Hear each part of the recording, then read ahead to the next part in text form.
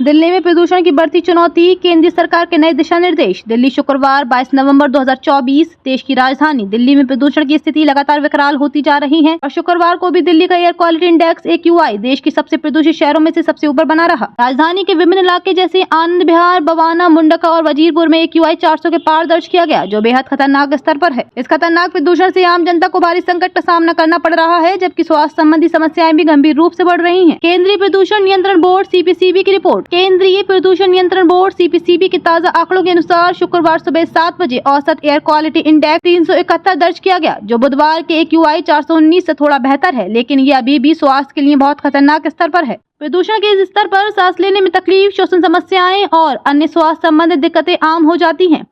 विशेषज्ञों के अनुसार जब AQI 300 से ऊपर होता है तो ये बहुत खराब श्रेणी में आता है और 400 के पार होने पर यह खतरनाक स्थिति में तब्दील हो जाता है।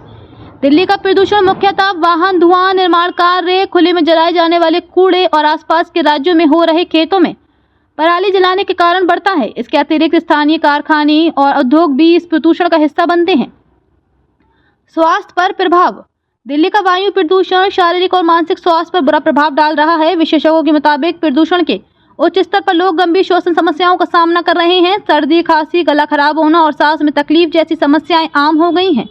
विशेष रूप से बच्चों और बुजुर्गों के लिए ये खतरे की घंटी है। इसके अलावा लंबे समय तक इस प्रदूषण के संपर्क में रहने से हृदय रोग, अस्थमा और अन्य गंभीर बीमारियां भी हो सकती हैं। दिल्ली सरकार और केंद्रीय सरकार दोनों ही इस मामले को गंभीरता से ले रही हैं, लेकिन प्रदूषण नियंत्रण के लिए अधिक प्रभावी कदम उठाने की जरूरत है। प्रदूषण नियंत्रण के प्रयासों में नियमित रूप से प्रदूषण स्तर की निगरानी, सार्वजनिक परिवहन के बेहतर विकल्प और लोगों को जागरूक करने के लिए अभियान चलाना शामिल है।